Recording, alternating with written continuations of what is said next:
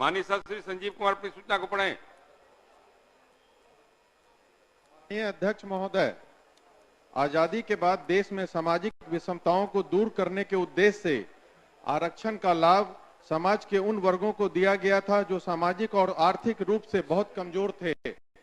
आवश्यकता को देखते हुए सरकार द्वारा सामान्य वर्ग के आर्थिक रूप से पिछड़े अभ्यर्थियों को ईडब्ल्यूएस श्रेणी के तहत आरक्षण दिया गया, लेकिन अन्य आरक्षित श्रेणियों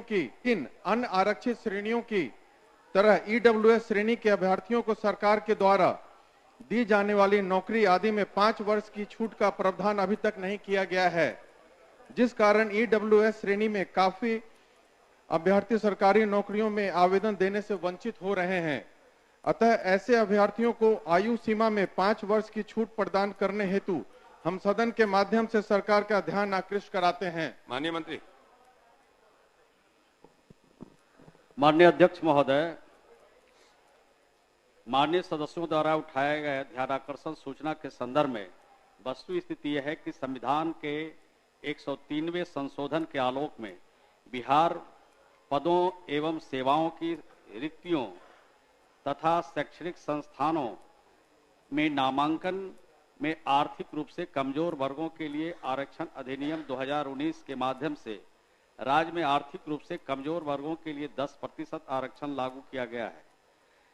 इस आरक्षण के प्रावधान को लागू करने हेतु भारत सरकार के कार्मिक लोक शिकायत एवं पेंशन मंत्रालय के कार्मिक एवं प्रशिक्षण विभाग के ऑफिस मेमोरेंडम दिनांक 31/1/2019 के आधार पर सामान्य प्रशासन विभाग बिहार पटना की अधिसूचना संख्या 26/22 दिनांक 26/2/2019 द्वारा एक नियमावली प्रवृत्त है।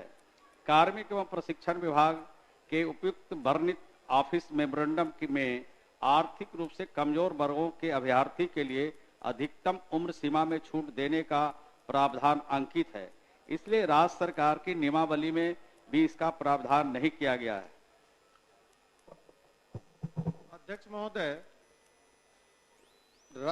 राजस्थान, तमिलनाडु, गुजरात, हरियाणा, महाराष्ट्र जैसे राज्यों में छात्रों को ईडब्ल्यूएस के छात्रों को आयु सीमा में छूट प्रदान की गई है और आरक्षण का सही लाभ तभी मिलेगा जब एससी, एसटी और ओबीसी की तरह सरकारी नौकरियों में के लिए भी ईडब्ल्यूएस के में उम्र की सीमा की छूट दी जाए।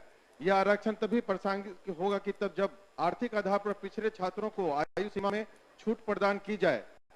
तो अध्यक्ष महोदय, अन्य राज्यों में जब मिल रहा है और बड़े बड़े राज्य हैं, गुजरात है, तमिलनाडु है, राजस्थान, हरियाणा, महाराष्ट्र, तो यहाँ पे क्यों नहीं किया जा रहा? अध्यक्ष महोदय, बहुत जरूरी है। जो एक्चुअल में गरीब लोग हैं, आर्थिक रूप से जो तबाह लोग हैं, उनको बहुत फायदा होगा। अध्यक्ष महोदय, माननीय सरकार सोचे।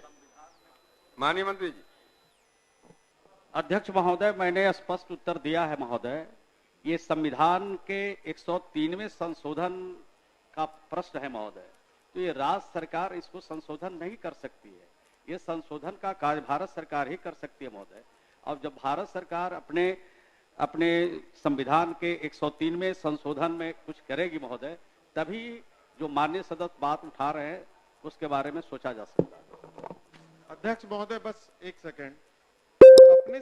अपने तरफ से सरकार प्रस्ताव भेजे केंद्र सरकार, क्योंकि अन्य सरकार राजस्थान, तमिलनाडु में भी हो रहा है, तो यहाँ क्यों नहीं हो सकता? अध्यक्ष महोदय, क्या करें उमाकांत?